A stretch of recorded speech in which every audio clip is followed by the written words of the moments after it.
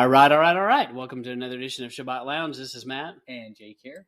And here we are, jumping in the middle of our thing. And what are we talking about today, Jake, while I navigate to the beginning of this? Yeah, so this is, we're doing Torah Portions. This is week 20.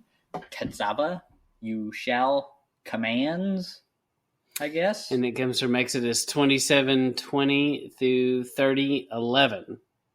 So, commands. 27:20 through 30:11. You shall command. I don't think there's supposed to be an S on it, maybe. Oh, okay. That makes sense. Extra letter You there. shall command. So, once again, when we do these, we're just trying to do a fast overview of the scripture, and we want to encourage everyone to read it and not just take our word for it. Right. See what it says. We're just trying to hit the highlights here. So there's this concept of keeping the fire lit at all times. It's our job to do this. What do you think that means? Well, I guess the fire inside of us of being about the Father's business, having a burning desire, if you will, to go after righteousness. Yeah. How's that sound to you? That's good. Well, and there's a scripture in here about the priest, and they had to keep the fire going, and they weren't supposed to fall asleep on the job. And the rabbis and the sages told stories of if you are the priest and you had the duty to keep the fire going and you fall asleep in the middle of the night, the high priest, when he finds you, he may wake you up by putting some of the hot coals on your garments and lighting you on fire, basically, and waking you up that way. And then you run out of there stark naked and like Nacho Libre. I don't know about that. So, yeah. Mm-hmm. I'll take your word for it. So he runs out and his clothes are on fire. Oh, yeah. I think we did a video a long while back with that clip on it. So. Yeah, we did. So, and so that concept became known as the thief in the night kind of thing is what I've heard before. So, okay, kind of interesting. So, but anyway, definitely there is a command, and the concept exists of keeping this fire going, and it's an active thing. You don't just do this one time in your life, the once saved, always saved kind of thing. It's this ongoing active process that we have to be doing. And that's kind of a theme all through this Torah. It's portion. Run the race to the end, isn't it? That's right. Yep.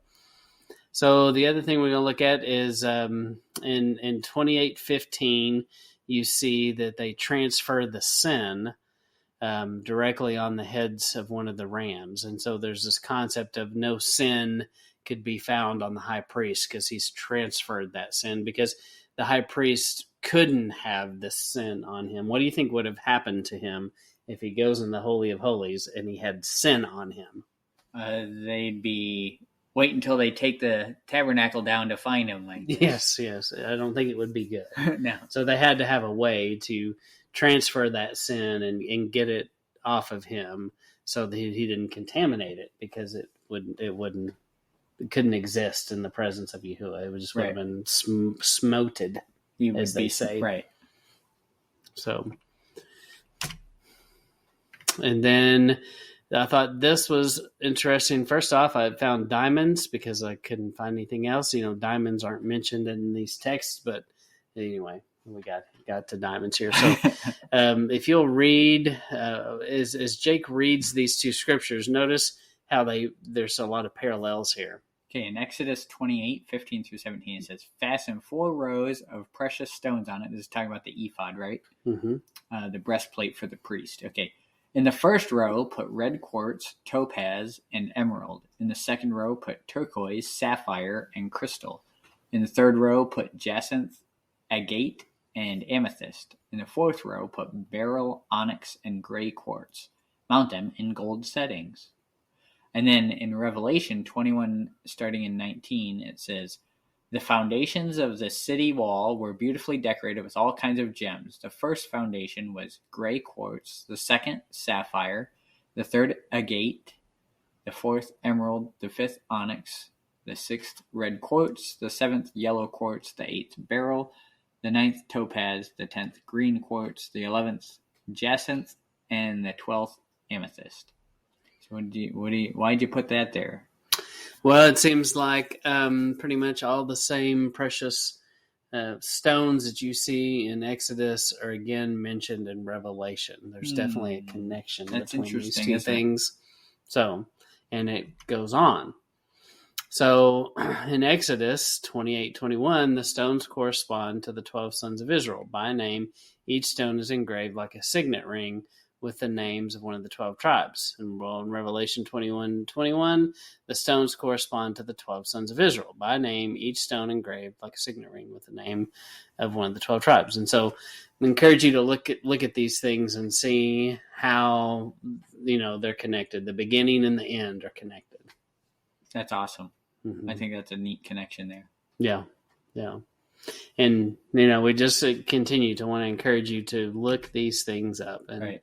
And we know, if you go back real quick, we know that Yeshua, when he's talking to the disciples, he says, it's when he's talking about he's talking to the rich guy. He says, what should we do to come into the kingdom? Right. Mm-hmm. And he says, do these. He says, keep the commandments and follow me. Right. And then the disciples say, hey, we've done that and we follow you. So what do we get? And he puts them as the 12 heads of the judging the 12 tribes in the millennial reign. And so that ties into this too, the 12 stones corresponding to the 12. So it's all based on the tabernacle and what we're reading in these Torah portions in this time frame here, because before, when you'd read this, it didn't really apply. It gets real dry if you can't apply it somehow. Yeah. And this is how it's applying. It's pointing to something that Moses saw in the heavens, right? He was shown something in the heavenlies, and he made a model of it, of what he saw. And then in Revelation, you see the actual thing come to pass. Yeah, that's good. The kidneys. So again, lovely graphic here for you. Nice tie in there. Yes, just jump right into the kidneys. So in ancient times, they talked about kidneys, the way you describe your heart, your ideas, your emotions. Right. It was like the feeling center. I feel it right in my kidneys. Yes. Now it's like, well, maybe you should go get that checked out. Maybe like a gut feeling today is kind of a way we'd call it today. Yeah. And so then the liver, in the liver, Jake has, how would you say it? You've cleaned a few animals. Yeah. And so you've experienced the liver, and how do you describe the liver? Was there fat in the liver? Well, it's very meaty.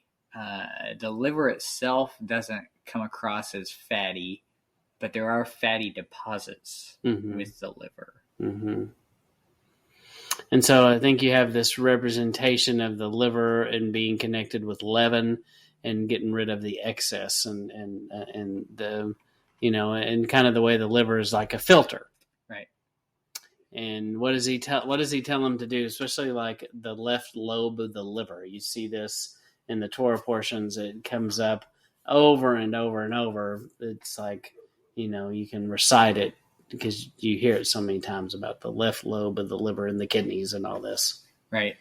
Yeah, he's talking about the fat on the kidneys and on the liver, and those are burnt up as a sweet aroma to Yahweh, and those are typically going to be your most pure fat deposits on the animal. And it's just the idea of burning up our own emotions, purging the leaven, burning up the impurities, getting rid of the things that don't need to be there. Right. And I think that's the concept. And I think it's easy to overlook in those sacrificial passages. You're just like, oh, that's weird. Well, sacrifice. We don't do that.